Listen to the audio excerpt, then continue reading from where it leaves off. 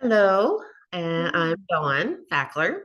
This is overabundanceoflight.com is where you can reach me. Um, Melanie has offered to talk with us today and hopefully teach someone a little bit more about grief and that we're not alone, that we're all here and we're all together. Let me pin us here. There. So, Melanie, I'll actually let you introduce yourself. Thanks so much. So my name is Melanie. I am a native of New York State. I'm a mom of three. Been married for 28 years, and my background is professional marketing and also wellness. I have a long story about that. My one son, my oldest, Antonio, went to heaven in June of 2024, and that has opened up a whole world of grief and grieving and loss that I've never experienced before. Yeah, and actually, how I come to find Melanie was some of her TikToks. Oh yeah, TikToks. Yep. I have a TikTok platform. Well, what happened, Dawn, is so Antonio died in June, and then in July, I think it was July or August, I started an Instagram account to help me process my grief because I am a writer, I'm a digital marketer, I'm a creator. I said, you know what, I just got to share my stories in the way that feels good to me. So I started with 1,000 people because it was an account that I was doing something else on. I'm like, I'm just going to switch it over to this. And as of today, which is what, March 31st, 2025, there are over 22,000 people following me on Instagram. Most of them are grievers. And all I do is share my stories and my resources that I've found that are helpful for me. And so then I do the same thing on TikTok. I share the same content. It hasn't grown the same way, and I know why, because they're different platforms, but I just put it over there to find people like you. And I found a bunch of people over there on TikTok to connect, but my account is growing without my trying. I'm just sharing my story. And when you share your stories, it's powerful and people find hope, people find community. And most of all, they feel like they're not alone in something that they thought maybe it was weird that they're feeling a certain way. When reality, it's not. There's no weird, there's no you shouldn't in grief. It's whatever feels good to you.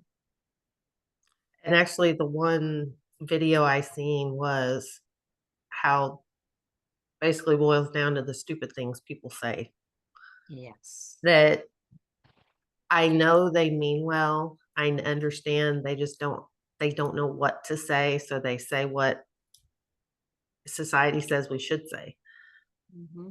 but it doesn't help the griever. No, it could activate emotions that they didn't want to experience. I put a video up today on Instagram and TikTok about something that someone said that was intentionally not nice to me. And that I can't understand how anyone would be that way, but you would be surprised. Um, and that's when I walk in this new phase journey of my life. I don't know, wonderful people I meet, and then the shocking kind of hearts that people have that are just not helpful or good. Yes, not everyone has good intentions. Nope. Um, like I said, I love that talking about what things you shouldn't say. But I also like to bring up that, in society, we feel like we have to talk. We we think we have to comfort someone through that way. And I would love for people to realize sometimes all you need to do is be there. Oh, for sure. Just sit there, just listen. I think that's the best gift. And even if there's nothing to listen to, in the immediate days after my son's death, what was I going to say besides cry? And like, there's nothing I could say. I had no wisdom. I, I, I just wanted people to fill in the gaps. I had friends come and do my lawn. I had friends come in. Obviously, people bring meals and all of that. But to someone to come and do the weeding on my lawn, like send their landscape company over because I was so stressed about people coming to my house and it looking terrible outside. He goes, don't worry about it. Also, they provided sweatshirts for my son and daughter and my other son. So I have three kids. The one who passed away, we put him in a hoodie that was personalized for him. In 2 days, we got that done because of this gentleman's connections. And then he got the matching sweatshirts for my son and daughter. So they all had the same sweatshirt. Oh, So things like that, just thoughtful, and just writing a nice card. The best gifts I found were when people shared stories of him with me, things that I didn't know. Or maybe just saying, you just thank you for raising such a wonderful human, or just things. Oh, I remember when you told me the story about him, and whatever story it was, even if you don't know them personally, you can share what you do know. and I think that's another misconception. Nobody wants to bring up the lost child. Mm-hmm.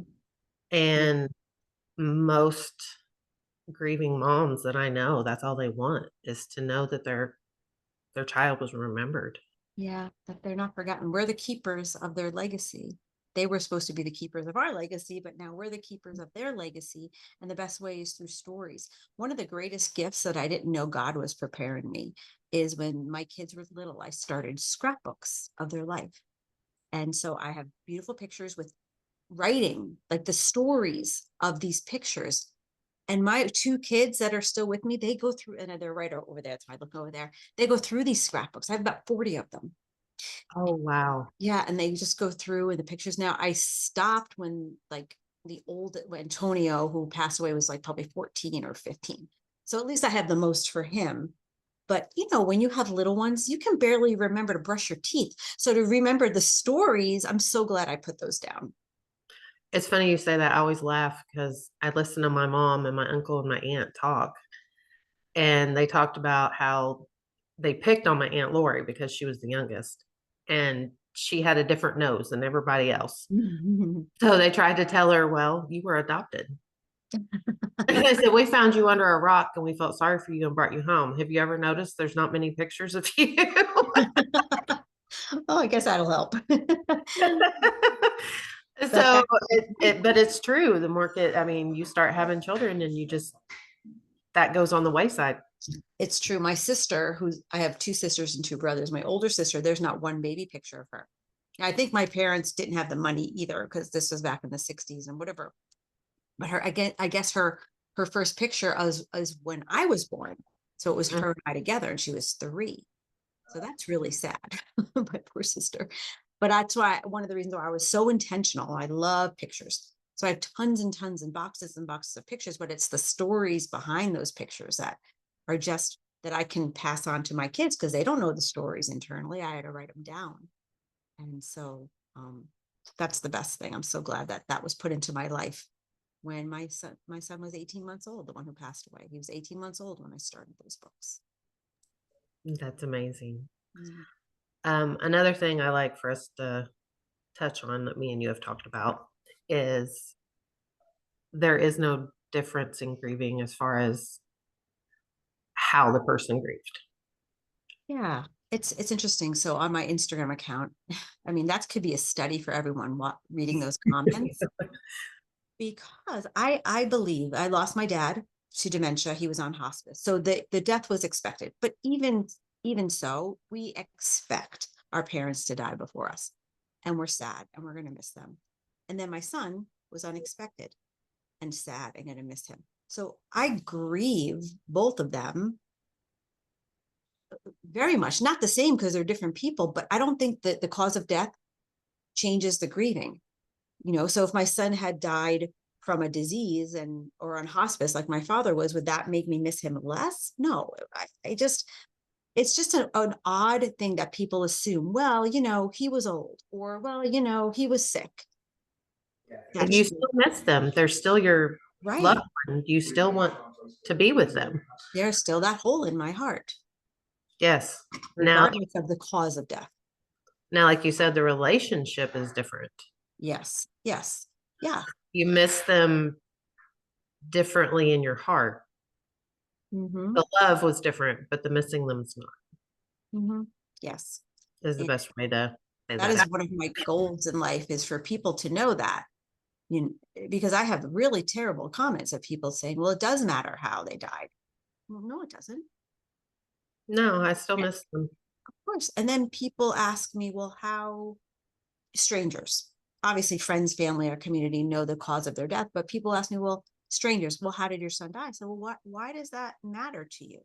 Well, so that I can prepare myself or help my children avoid certain things. I'm like, we all know the causes of death: accident, disease, something happens to you, you unalive yourself. Like, we all know what things can happen, chemicals, whatever.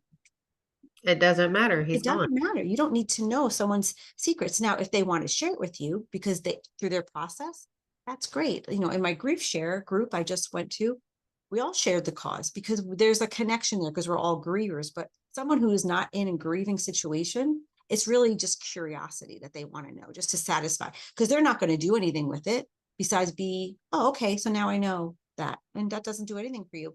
But what it does for the grieving mother or the griever, it makes her open up that wound of the most horrible day of her life to satisfy your curiosity. And I'm very, very strong on that. Listen, Yeah. you can know how my child died, but that's when I want to share with you. It's not a stranger's curiosity. I don't know. I just got very upset at a lot of that when people would ask me and then they would get nasty to me about it.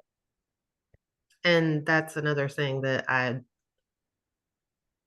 think another reason why a lot of people feel like they're alone and they, go in is because so many people have done things in society, like just treated them different, like, oh, well, you shouldn't feel that way.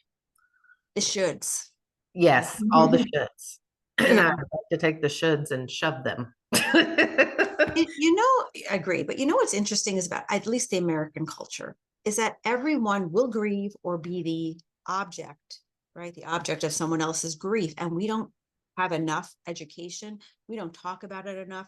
One of the things I do in my wellness business is I talk about how the brain and the body are affected by grief, because I think people can get stuck in what's happening physiologically for a very long time. Yes, It could cause problems.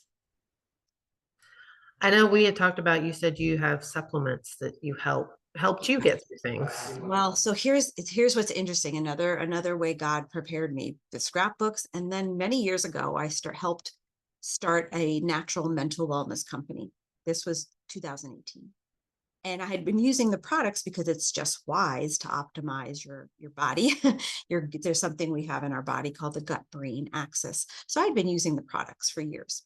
Then my son died, and I have to say, of course, I was devastated. Of course, I was crying. But based on what I see, like, I wasn't in a fetal position. I wasn't unable to function because my body was as prepared as possible to handle the onslaught of grief. Now, grief is just like trauma to the body. Someone goes through SA or DV, that's trauma, and your body reacts the same way. It doesn't differentiate.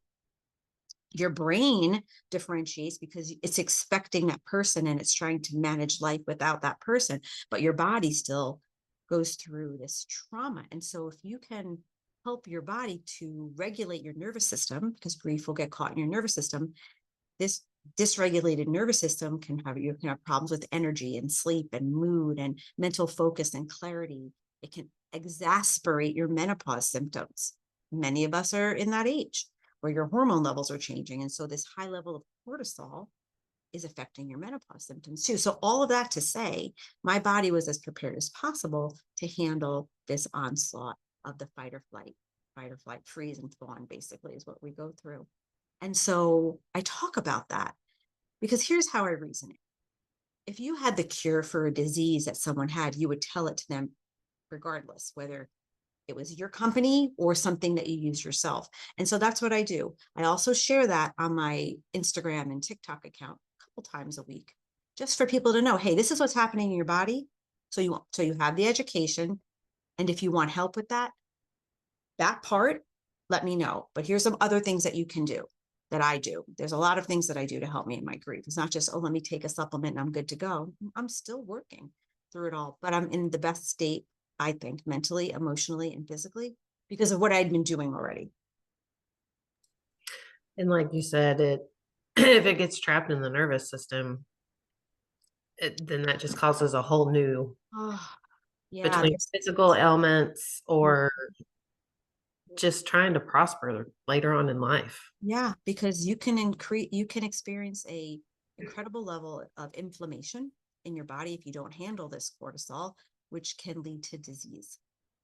Inflammation is directly connected to many of the diseases. And the American Medical Association put out a study that said 93% of disease is lifestyle driven. And so we have so much control. And that's why I'm so passionate about that. Because as a grieving mom, I know what it could look like and I know what it is like. And I do everything in my power not to go down the black hole, because I'm sure I could, but because of all of these tools that I have, I don't.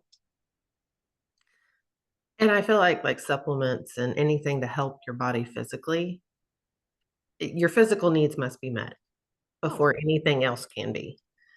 So if you are physically where you can be optimally, then that can help your mentality. That can help you use mhm. these other tools of whether it's journaling or speaking or whatever works best for you, because there's so many 100%. different things.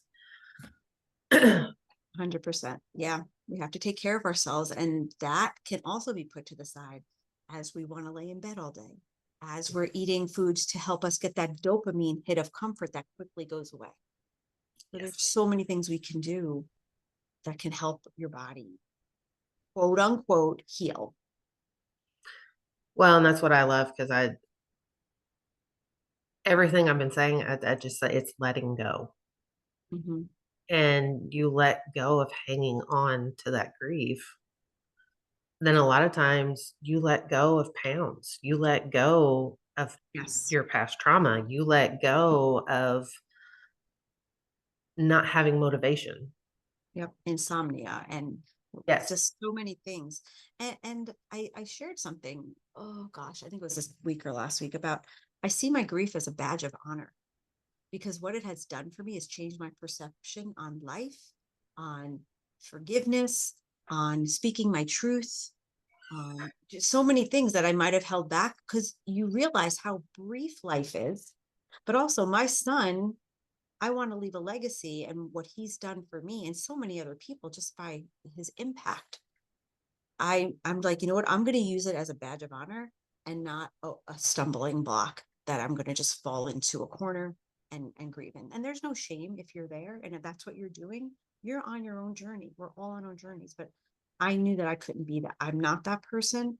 And I didn't want to become that person. And I knew it would have been very easy to do. But everyone, again, is in a different place in their journey. Yes. So maybe you are in a fetal position on the bed. Maybe you are in the corner sobbing. Maybe you have not walked into your child's room for years since they passed, and all of that is okay.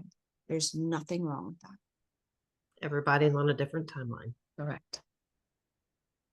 And that's another important thing I love for people to know is there are no shoulds in grief. Mm-hmm. There are no, you should do it this way or you should be over it by this time. I don't It's think there's an over it ever. I think no, it's a different way of living alongside it. Again, I'm still new to it, but I just can't see ever to be over grieving my son. I don't think that exists. no. I think it kind of works like like a scar from surgery. Yes. It never goes away, but you do heal. You Mhm. start healing. It doesn't hurt as bad as it did the day it happened. I agree with that. And I heard an analogy, you might have heard this too. It's like carrying a stone in your pocket for the rest of your life. And that weight of pushing again or of lifting that stone makes you stronger, but the stone stays the same. I'm Mhm. like, yeah, that's I can see definitely that's how it is. Because I'll never stop thinking about him. Every second of my life, he's underneath every thought. I can't believe I would ever forget. My pastor asked me, and I misunderstood his question. He's like, have you forgotten? I'm like, what do you mean? I'm like, oh, no, no. He's like, do you mean, have you forgotten that, like, sometimes you want to reach out to him? I'm like, yeah, I forgot. Like, I'll say, oh, I want to ask Antonio. Oh, I can't ask him this because he's not there. I do forget that. I do forget that I can't reach out to him because it was just a part of my life. And that's like me calling my dad. My dad's been gone for coming up on 10 years, but I still have moments where I want to call him. I do that too with my dad. He died 2020, December 2020. I think of that. I'm like, oh, I wish I could ask him this. Like, oh, I want to show him what I've done. I say, remember that thing we talked about? I'm doing it. Yes. And all this stuff doesn't even have to do with death. It No, can also be the loss of a job or the loss of a relationship. we grieve a lot of things. Yes. I grieve the use of my left hip because now I have a tear in my hip and I can't work out the way that I normally would work out because of that. And so it's loss, obviously different than child loss. But there's things that we have to learn to live with. Those things also, though, affect you physically. For sure. Just Yeah. like you said, even the loss of a person is going to affect you physically. So is the loss of mobility, the loss Yeah. of independence, the loss of health, because people who get a terminal diagnosis, Mm. it's a whole new grieving process. Yeah. There is. Did you happen to tell us what supplements it was you used? So I use a combination for my grieving friends. I recommend a product called Happy Juice, and you can get that through me. It's a patented, clinically proven gut brain axis system. And what it does is optimizes your gut. Now, what most people don't know is that 70 to 90% of your of the hormones in your body are produced from your gut bacteria. One of those is called serotonin. That's your happy hormone. 90 to 95% of that is produced from your gut bacteria. And then serotonin is also the precursor to melatonin, your sleep hormone, which a lot of us struggle with sleep. And then there's also a hormone called dopamine, which is your motivation hormone, and GABA, which is your stress resilience hormone. And all three of those are optimized through this product so that you can produce the highest amounts available that your gut can produce. There's different levels. And then I have an extra cortisol support supplement that I add to that. But I love to start people off with the happy juice because that will help to regulate your nervous system, help to regulate the cortisol, help you to have more mental focus and clarity and sleep and energy and mood and be able to think again because the brain fog. So we start with that. And then, as we go along, I'll add another supplement or we'll start with both the happy juice and the extra cortisol support mood plus supplement. So that's what I've been using on myself for years, even before Antonio passed away. And it's what I recommend to my clients who are also grieving, especially my menopausal mamas, because it is making your symptoms worse. And then, I mean, there's so much we can talk about, but yeah, those are the two supplements. Okay. Where can somebody find those? So they can connect with me either through Instagram or Facebook or TikTok, where I share them. I can also give you a link to put at the bottom of this if you want people to access. Okay. You have that capability.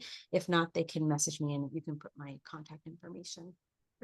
I plan on having that capability when these get Okay. posted. Perfect. Perfect. That's another learning process. Yeah.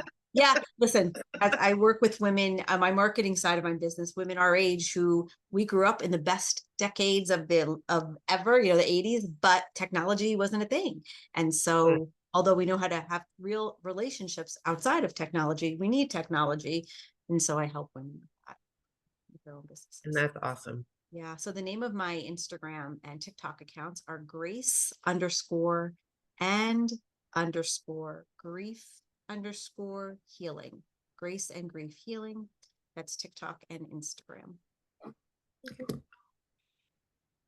Do you have a website or anything, or just the TikTok? I have a website for the supplements, but TikTok and Instagram Is are the best way. the best way to connect with me. And if you want additional information on the supplements, great. I have some resources on that link. I'm working on a special resource. I'm not going to even divulge what it is yet. I'm so excited, but when it is introduced, I'll let you know. It's something that I wish I had when my son passed. And I think it would be really, really helpful for grievers, especially grieving moms. Awesome. Yeah, that should be done soon, hopefully by the summer. Yeah, definitely. And I'll put it on my website. Great. Thank you. Or, anything that can help someone. Yeah. Yep. So on my link and my Instagram, I have a guide for grievers who, for people who've lost. Wait, let me say that another way. If you love someone who's lost someone and you want to know the best way to support them, I have a guide for that, of the things that to say and do that will be most supportive, and things to avoid doing and avoid saying. I also have another resource for grievers. The 5 things that I do to help me on my grief journey. They're simple tips that you can incorporate very easily into your life. And then I have a deep dive into grief and your nervous system. So the things we were talking about with the supplements, for you to understand what's going on in your body, that's a more of a deep dive into what's happening so you can understand it, and maybe implement some of my tactics. And if the supplements are something that you want to start implementing as well, once you understand what's happening in your body, then we can connect there. So those 3 are free resources for you. Okay. And I want to make sure everybody knows, like, even trying to apply tips, trying to apply things, they take time.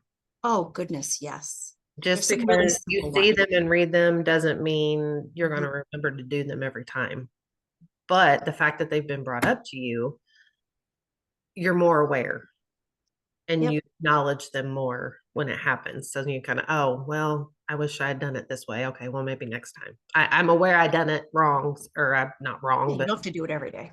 yeah, I'm aware I didn't do it the way I want to do it.